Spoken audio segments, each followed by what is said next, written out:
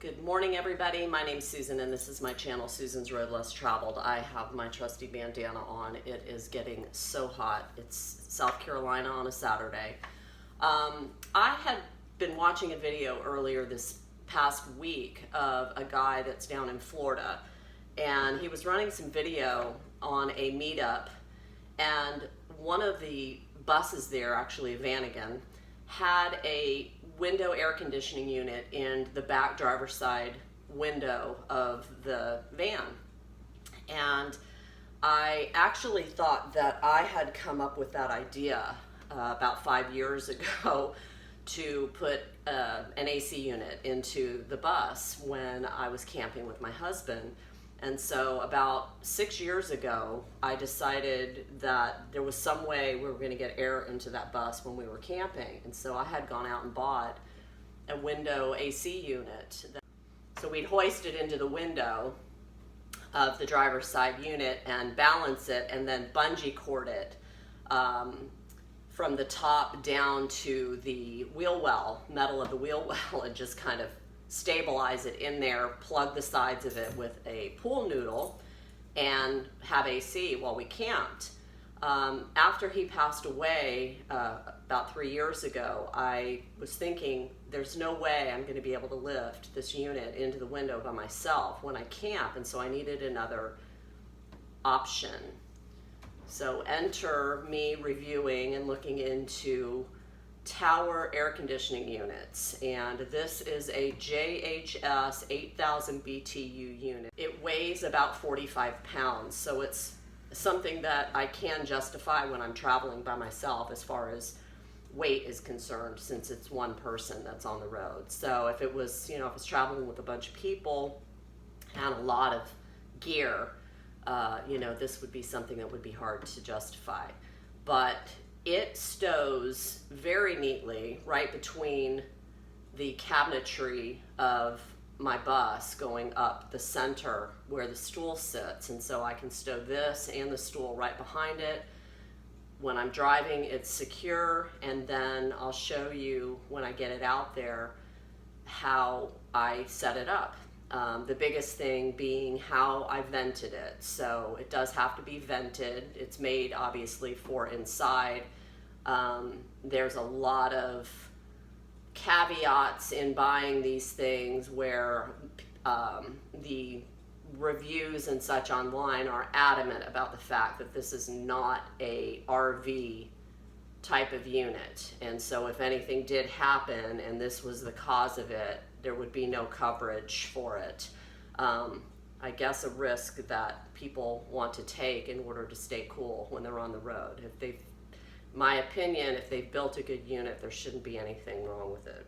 But it's also on wheels and has handles on either side. So it is something that's easy for me to wheel out on the pavement to the bus and then be able to pick up the weight that it is and get it into place where I want to get it set up. And then I'll show you the system that I came up with to actually vent it out of the windows of the bus and fire it up. And I'm telling you, AC is such a blessing when you're camped in a tin can. So let me get this outside, get some film running, and show you how I set up my AC unit in Alice, the 74 Westy.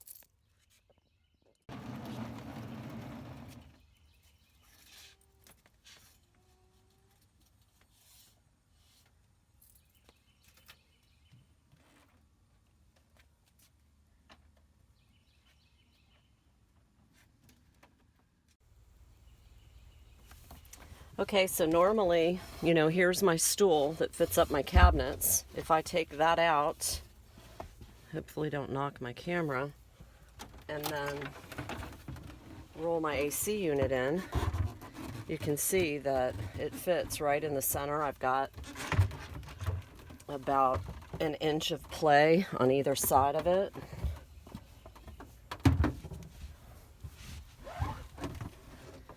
And it stops right up front where I have my console that's in between my seats. And then while I would be driving, my stool fits right back inside. Now, one of the things that I do with my stool so that it doesn't roll, one of the things that I do when I'm traveling with it is that I bungee cord my stool to the lower handle, and that way it doesn't come out, it doesn't move, and the AC unit doesn't slide. So of course, one of the things first off that I need is shore power, which I just hooked up the extension cord from outside up to my house. And I always leave this plugged in here because I'm either plugging in a CD player or a coffee maker or something. So this always stays plugged in.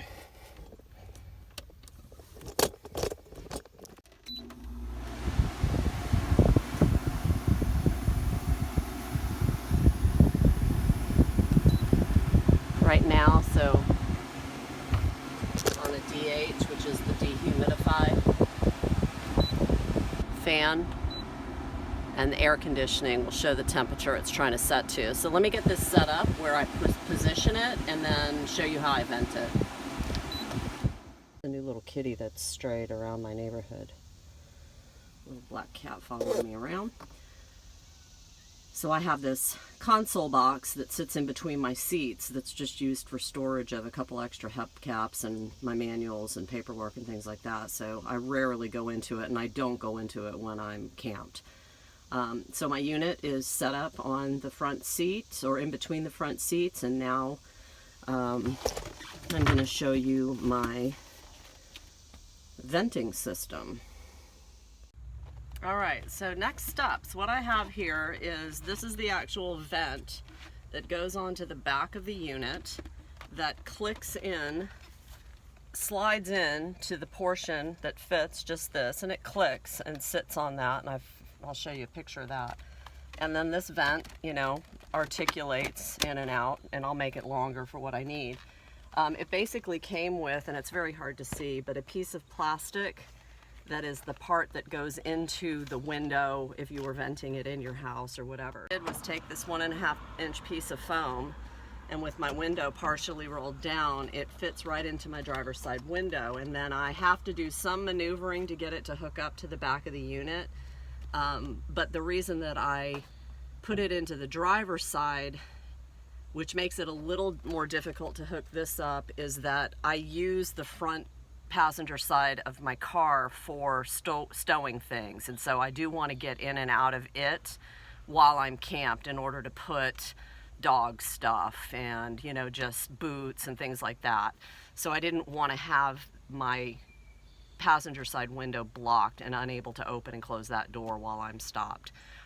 So I injected this plastic piece into the foam, and then I had originally gone around it with gray duct tape, decided to clean that up a little bit and bought white duct tape. And what I do is insert this into my window.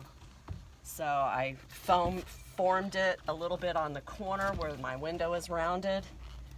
I just center it into, and I roll my window up to just seat it in there.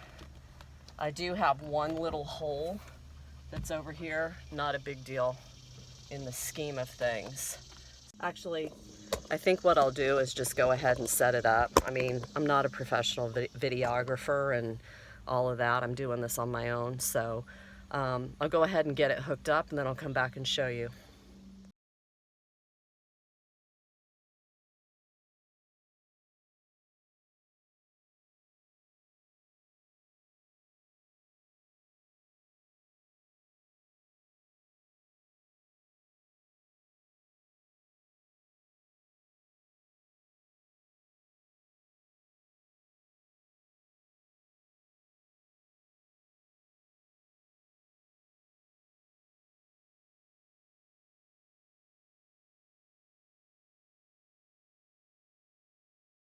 right, so for the sake of just showing you how this connects to the back, I think at one point I was looping it through my steering wheel to kind of keep it out of the way, but I don't want to compromise my windshield wiper or my signal, which I've already broken my turn signal off once. So, so basically this piece slides into this little frame and it clicks in. Okay, and that's that. And so there's this little plug that goes into this hole, kind of squeeze it, and then what I do is I vent it out through the bottom of my car, right there. And so while I'm camped, basically the water just, when it pools, it goes right out underneath the bus. Now, the one thing that I have to do on this is I do tilt it back, and I just put, and I'll show you this, but I just put a little lid to a saucepan that has just about an inch of a bump, and I just bump up the front of it to kind of tilt it backwards, and that way the water drains all the time and doesn't collect, and then I have to dump. So when it does, if the water does collect and gets full, the unit will shut down. And so in an effort to keep it from doing that, I just tilt the unit back. So this will actually slide all the way back to here, and then I tilt it backwards a little bit, and that water just drains and drains. So let me get that set up. All right, so I've got my venting system into my window. The bottom of the window is just rolled up to the point of the foam to just hold it in.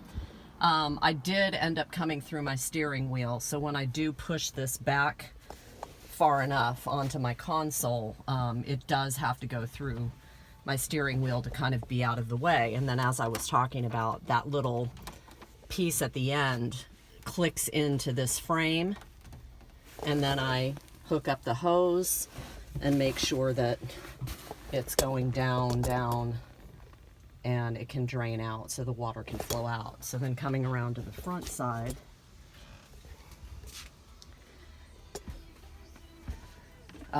what I was talking about here, in order so that when I run it, the water doesn't collect in the pan, I bump it back.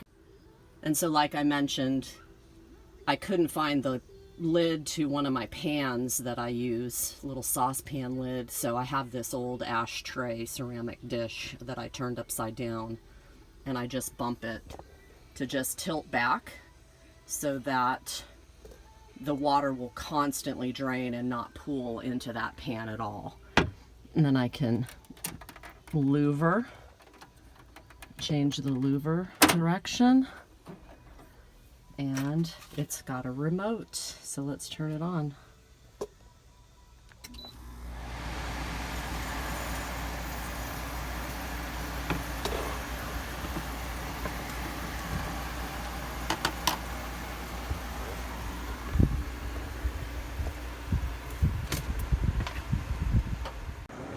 So this part I thought was pretty darned intuitive of me, was to add this plastic sheeting. It is sealed in via the duct tape, and it helps to keep out bugs when it's not running, and also keep out, you know, any rain or anything like that that would come in. So when I'm not running it, it lays flat. You can feel, you know, semi-hot air coming out of it, but I've got one little piece of tape here. Looks like I've got maybe a little piece of tape to fix. Of course, it has been sitting around for a whole year. This is the first time I've installed it for a year. So anyway, that's my AC unit. Thanks for coming along for the ride. Leave me any comments. Love to hear some good feedback to this whole process. And if anybody is also using this type of AC cooling, I highly recommend it. Have a great day, everybody.